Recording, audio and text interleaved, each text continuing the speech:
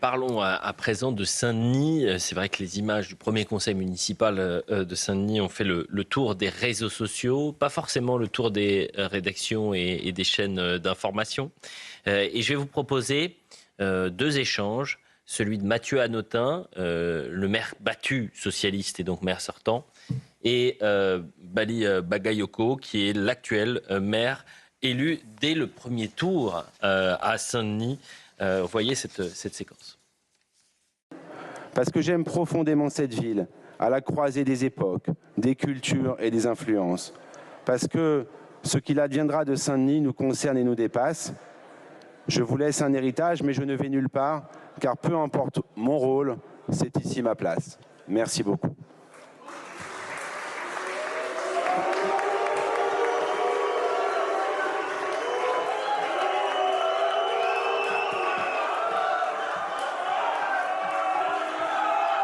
Les urnes ont parlé.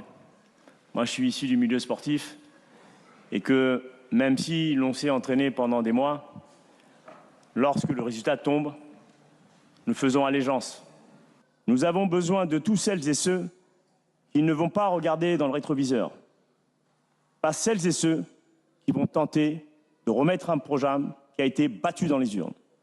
Et donc, ces personnes-là, si c'est votre projet, nous n'aurons pas d'autre solution que, bien sûr, de nous en séparer. Philippe, tout à l'heure, vous avez parlé de foules vociférantes. Comment est-ce que vous avez interprété, comment est-ce que vous décryptez les images de ce tohu-bohu vindicatif auquel on a assisté pendant cette soirée d'élection, et quelles leçons en tirez-vous quant aux évolutions de la vie politique française ?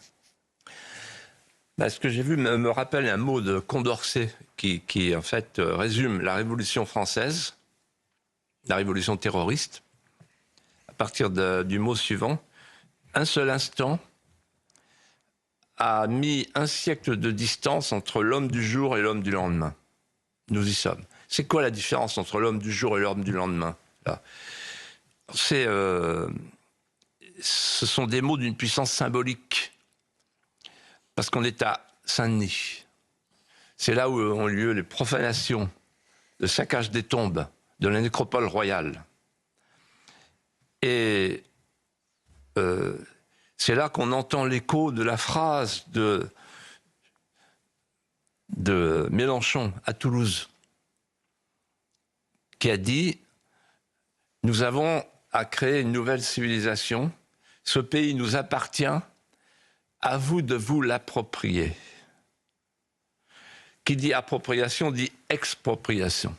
Et donc, en fait, là, il y a deux principes sous nos yeux qui se déroulent à travers les mots prononcés, c'est la purge et la régénération. Alors la purge, c'est la purge d'un maire socialiste.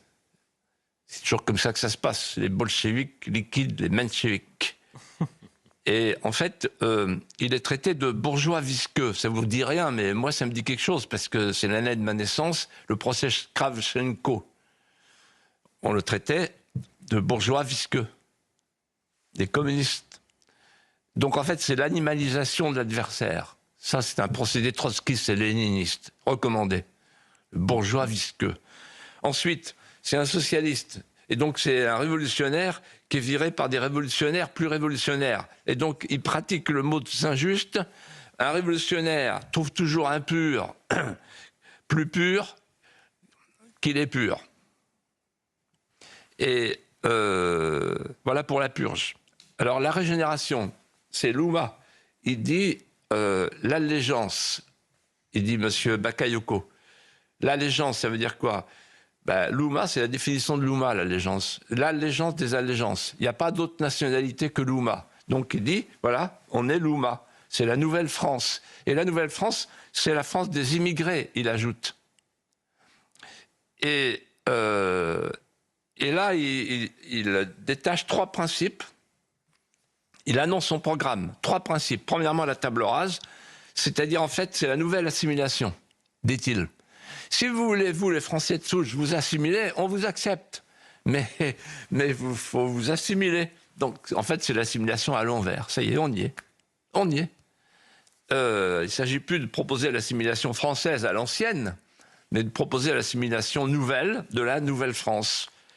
Voilà. S'assimiler à ce que veulent la nouvelle religion, la nouvelle civilisation, le nouveau peuple, les nouvelles populations. S'assimiler aux nouvelles populations et donc leur demander ce qu'elles veulent qu'on fasse, si tant est qu'on puisse demeurer à Saint-Denis. Ensuite, deuxièmement, le désarmement de l'ordre ancien. Donc, on désarme les flics. C'est tout un symbole. Comme ça, les narcotrafiquants pourront aller en paix. Vu qu'à Saint-Denis, on sait la situation. Et troisièmement, on coupe les têtes. Vous savez, il y a une phrase de Quilles, vous n'avez pas connu ça, vous étiez trop jeune, en 81, qui disait à l'Assemblée, il ne suffit pas de dire que des têtes vont tomber, il faut dire quand et lesquelles. Bon, donc là, il fait la même chose. Donc, quand et lesquelles, c'est-à-dire que c'est le seul système à la Nouvelle-France. C'est-à-dire que tous ceux qui ne sont pas sur la ligne de la Nouvelle-France, vous dégagez. Voilà. Et donc, en fait, nous sommes devant une situation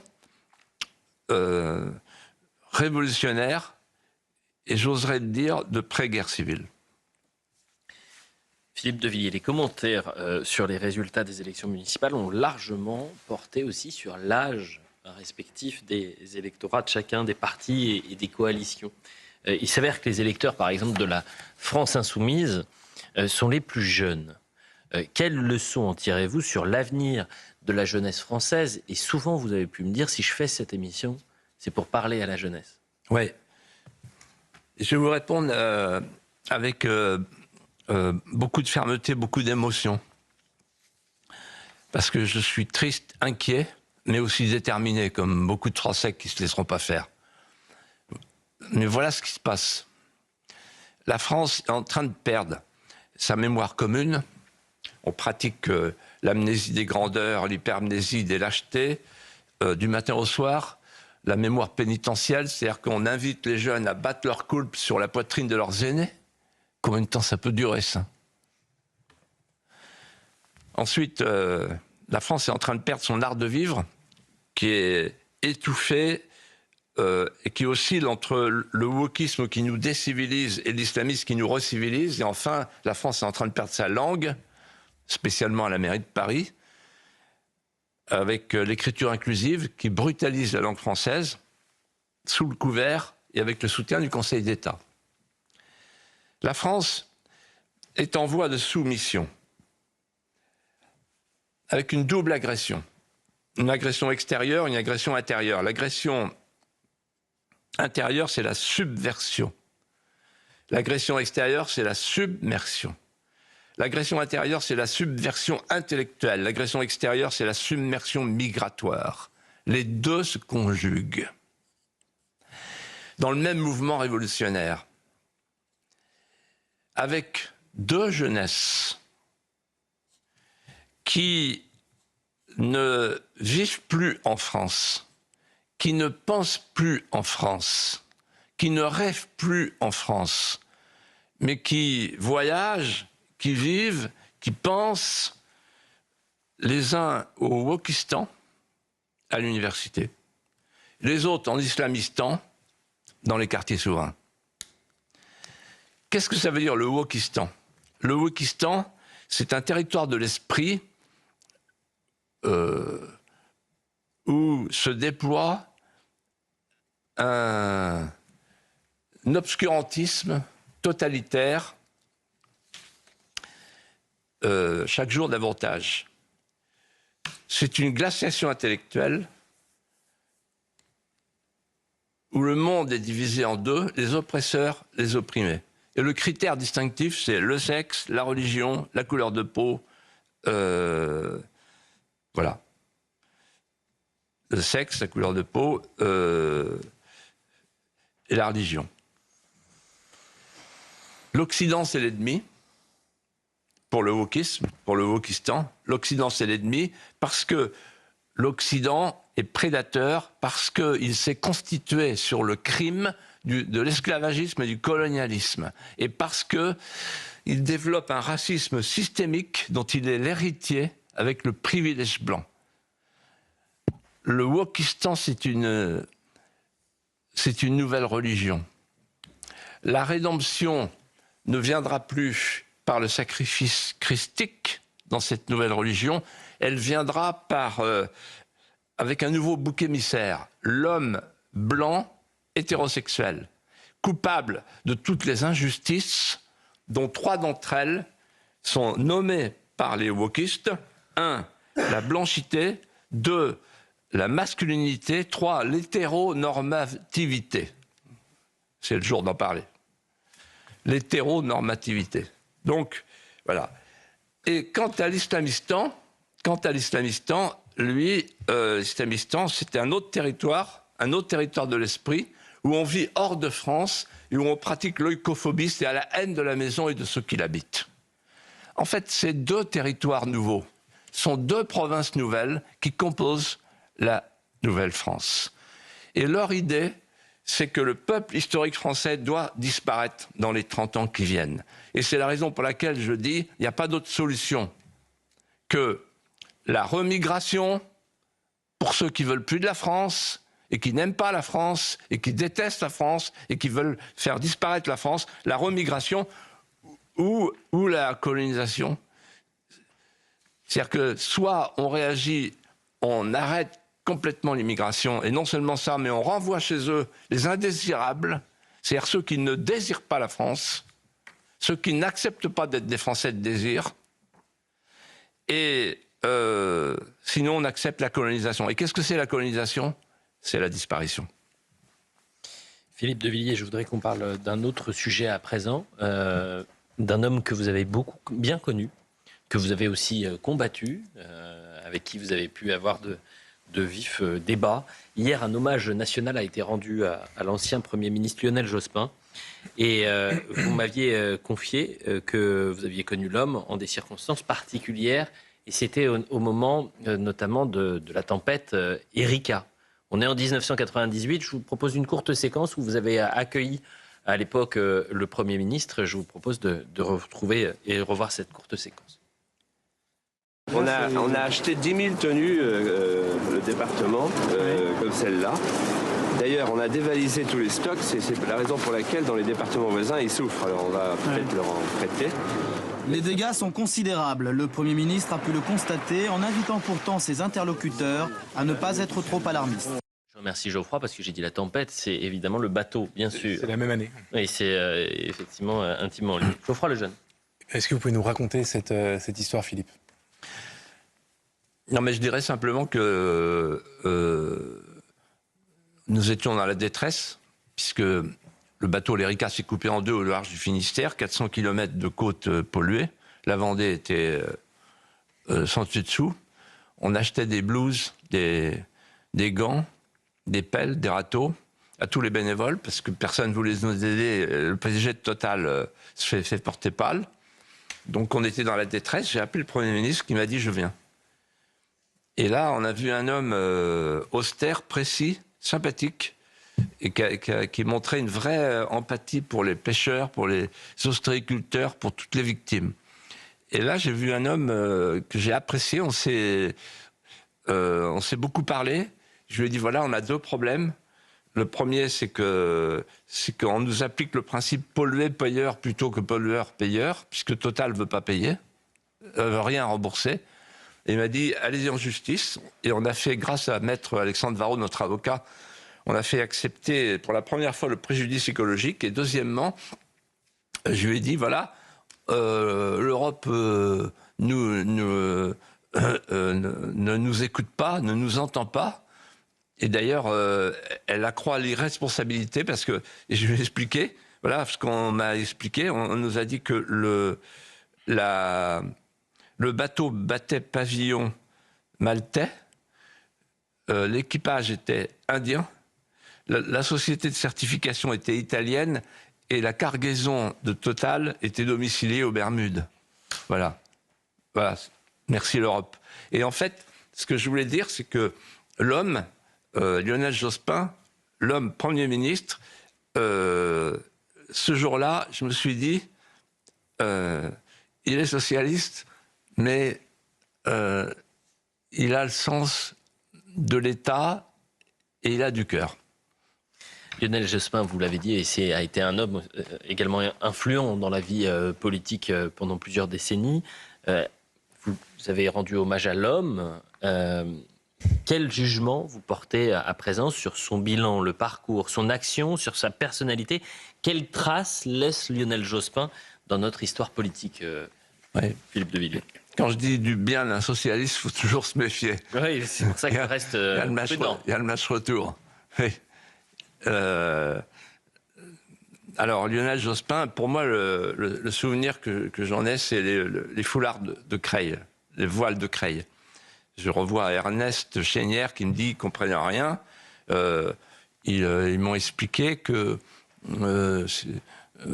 en fait, c'était comparable, les voiles de Creil, c'était comparable aux serre-têtes des jeunes Versaillaises. Et ils ont fait ressurgir le temps ancien des châles et de l'eau bénite en disant, en se moquant de moi, c'est Ernest Chénière qui parle, le principal de Creil, du collège de Creil, en se moquant de moi, il dit « Que n'a-t-on interdit le foulard de nos grands-mères endimanchées ?» En d'autres termes, ils sont passés à côté. Lionel Jospin est passé complètement à côté puisqu'il parlait de l'école inclusive. En fait, c'était dans la foulée des petites mains jaunes accrochées à la boutonnière. C'est un truc qui se pratique beaucoup en ce moment. Et alors, pour dire, si t'es pas avec une petite main jaune à la boutonnière, c'est que t'es un raciste. Voilà, c'était ça. Et donc, en fait, on était dans la mosaïque diversitaire, qui était une richesse, et le militantisme multiculturel. Voilà.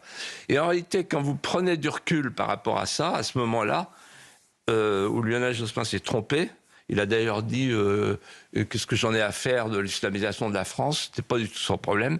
Quand on regarde, en fait, à l'époque, les gens disaient ouais, ce ne sont que 3 voiles. Et maintenant, les mêmes, leurs successeurs disent ce ne sont que 3 communes, la Courneuve, Saint-Denis, Broubaix. Ben oui, mais on voit comment les choses se passent. Et un jour, j'étais à dîner chez Marie-France Garot, aux Moulières, à Saint-Pompin, comme une voisine. Et il y avait Pierre Juillet, Marie-France, ils m'ont dit, voilà comment, en fait, la gauche jospino-mitterrandienne, mais c'était Jospin, le trotskiste qui était à la manœuvre, a réussi à faire disparaître la droite. Ce dont je parlais tout à l'heure. Premièrement, diviser la droite, donc par un interdit moral, et faire en sorte que ce soit la gauche qui soit l'instance d'agrément de la droite morale par rapport à la droite immorale. Deuxièmement, changer de peuple, parce qu'on a abandonné le peuple des prolétaires, on les a abandonnés à la mondialisation heureuse, donc il faut faire venir un nouveau peuple, Terra Nova. Et troisièmement, diviser ce qui reste de la droite, ça c'est très fort avec Maastricht, c'est-à-dire avoir une droite souverainiste, Séguin, Pasqua-Villiers, etc., et une droite fédéraliste, Giscard, Juppé et tous les autres. Voilà. Et donc l'opération a parfaitement fonctionné pendant des années. On y est encore. On y est encore, parce que quand LR dit oh non, mais attention, cordon sanitaire, pas question de faire l'union des droites avec un tel, etc. On fait le dîner de tête. On est encore dans ce moment-là. Et en fait, vous savez à quoi je pense? À un moment où j'ai parlé avec François Mitterrand du Liban. Et je lui ai dit, vous n'avez pas peur qu'un jour la France se libanise? Il me dit, oh, attendez, du calme. Bon, mais à l'époque, le Liban n'était pas ce qu'il est devenu aujourd'hui. En fait, on a les 3 traits communs du Liban aujourd'hui. Premier trait commun, le déséquilibre démographique. Les maronites étaient majoritaires, ils sont maintenant ultra-minoritaires. Deuxièmement, l'influence des forces étrangères. Les frères musulmans, les salafistes qui sont partout, qui ont fait de l'entrisme municipal, comme l'a dit très bien le maire de Chalon-sur-Saône, qui est un maire remarquable, Gilles Platré. Et enfin, troisièmement, c'est